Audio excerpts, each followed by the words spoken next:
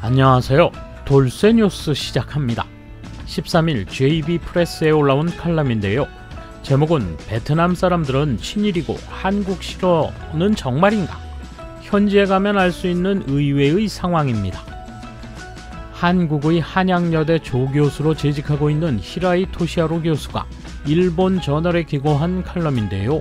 베트남인들이 일본은 좋아해도 한국을 싫어할 거라는 일본인들의 선입견을 반박하자 잔뜩 심통을 부리는군요. 뭐라고들 하는지 함께 보실까요? 통 크신 구독, 좋아요.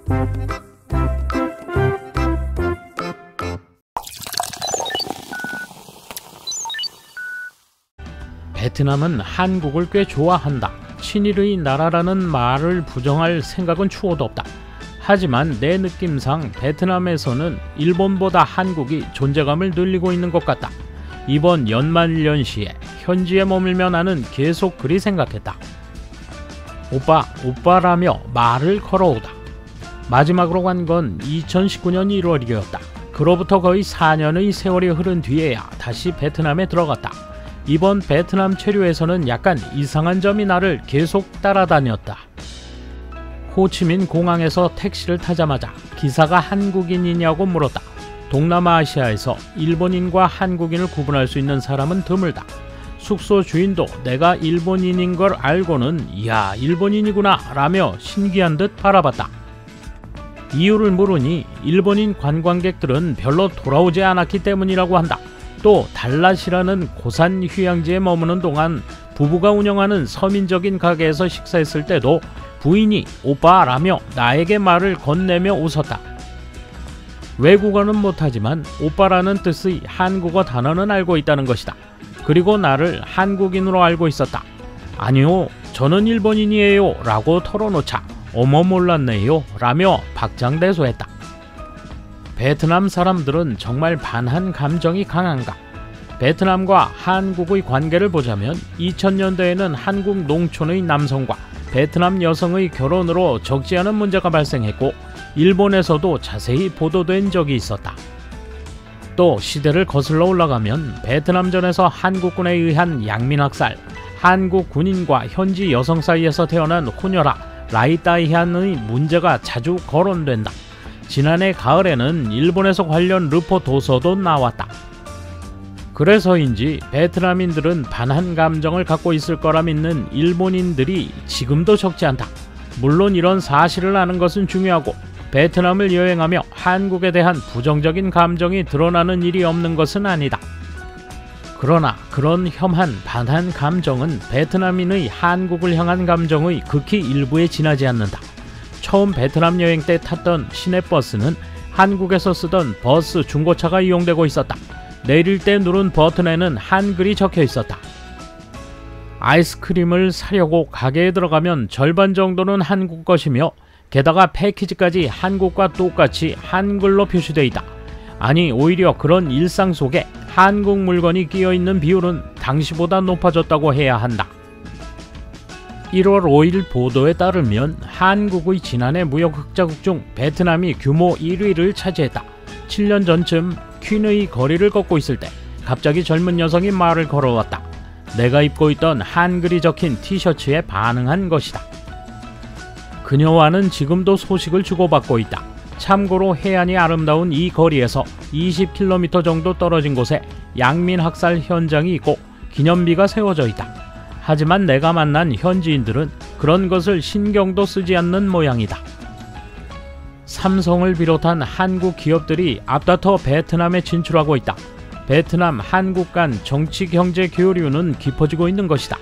베트남 공항에서 인상적인 것은 삼성의 대형 디스플레이에 히타치 광고가 비춰지고 있다는 것이다. 일본과 어깨를 나란히 하거나 그 이상이라고 할 수 있을 정도로 한국 기업은 베트남에 진출해 있다. 하지만 그 이상으로 일반 베트남인들이 실감하고 있는 것은 베트남으로 몰려드는 한국인 관광객의 숫자일 것이다. 정확한 수치는 모른다. 다만 이번에도 차체에 한글이 적힌 관광버스는 여러 대 보았지만 일본어로 목적지가 적힌 버스는 한 대도 보이지 않았다. 거리에선 한국인은 어디서나 볼 수 있는데 일본인은 없다. 더구나 연말연시인데 말이다. 경직되어 오그라드는 일본 사회. 쇼킹한 뉴스를 1월 2일에 보았다. 일본인의 여권 보유율이 19%에 머문다는 보도였다. 숫자도 충격적이지만 업계에 따르면 일본인의 여권 보유율은 해마다 하락하고 있다.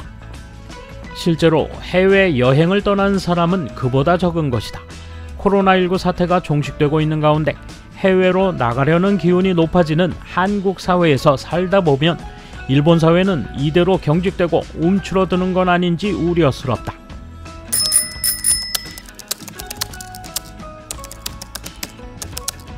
친일파라는 묶음으로 판단하는 것은 좀 그렇지 않나? 외교관이나 정치인이라도 친일파, 그러니까 일본에 유리하거나 동정적인 판단을 내려줄 거라고 기대해서는 안 된다. 베트남도 마찬가지다. 일본의 이용 가치가 있다면 호의적일 것이고 없으면 관심은 없을 것이다. 한국이 반일 논조를 계속하고 있는 것은 반일이 자국에 유효한 정책이라고 생각한 결과다. 다만 국민을 지나치게 부추겨 폭주를 억제할 수 없게 된 것은 정치적으로 미숙하다는 증거다. 매번 아마추어 같은 대통령을 뽑으니까. 일본은 미러 중을 이용할 정도로 터프해야 한다. 베트남 사람들은 서양 사람들도 믿지 않고 중국인들도 물론 믿지 않고 상황에 따라 연계하는 상대를 계속 바꿔나가는 태도가 있다고 생각합니다. 기능 실습생 문제로 일본을 나쁘게 생각하는 사람도 많습니다. 적으로 돌리기도 뭐하고 아군으로 두기엔 불안한 상대라고 생각합니다. 내 스스로 외국인이 어떤 존재인가 생각했을 때 별로 배려할 마음은 없다. 특수한 경험이나 자신에게 맞는 취향이 있으면 흥미가 생길 수도 있겠지만 소수일 것이다. 어떤 나라가 친일이라고 해도 그만이고 아니면 무슨 이익을 위해 저러겠지 라고 생각하는 게 속편하다. 일본과 해외는 선악의 구분 기준이 달라. 보통 사람들은 귀중품이 눈앞에 있으면 쉽게 훔치는 정도다. 한국의 기세는 베트남에만 국한되지 않는다. 30여 년 전 유럽과 미국에 자주 갔지만 전자제품 매장 전면에 전시되는 백색 가전이나 TV 등은 일제가 많았다. 하지만 최근에는 삼성 등의 한국제로 일본제는 별로 보이지 않는다. 때마침 중국산은 늘고 있는 것 같다. 이미 개인 소득도 한국에 추월당했으니 남은 건 나라 살림이라고 생각하지만 한국은 정치인들이 스스로 세계에 나가 세일즈하고 민간 기업을 지원하고 있으니 부럽다. 반면 지난 30년간 일본 정치인들은 땀을 제대로 흘리며 일하지 않는다. 아마 사생활만 중시하는 것 같다. 일본을 좋아하는 한국인도 있고 일본을 싫어하는 베트남인도 있다. 한국을 좋아하는 일본인도 있고 베트남에 관심이 있는 일본인도 있다. 일본인이 일반적으로 친일 이미지를 갖는 대만이지만 일본을 싫어하는 대만인도 물론 있다. 사람들의 경험과 사고방식은 모두 다르다. 그 나라가 친일인지 반일인지는 어디까지나 우리가 갖는 이미지일 뿐이다. 일본에 관광이나 비즈니스로 온 외국인이 일본에서 좋은 추억을 만들고 해외로 나간 일본인들이 그곳에서 좋은 행동을 하면 일본의 이미지는 자연스럽게 좋아진다. 이미지는 생각이고 생각은 경험이나 역사의 축적이니까. 무슨 말을 하고 싶은 기사인지 모르겠어. 최근에는 일본 여행이 더 재미있어. 먹는 것은 압도적으로 맛있고 관광도 재미있어. 60을 넘은 지금 일본에서 못 본 곳이 아직 많다는 것을 깨달았어. 나는 한동안 외국 여행은 중단할 거고 만약 간다고 해도 대만 정도만 생각할 거야. 돌쇠 한마디. 동남아에서 일본의 위상이 많이 쪼그라들었음은 주지의 사실이죠.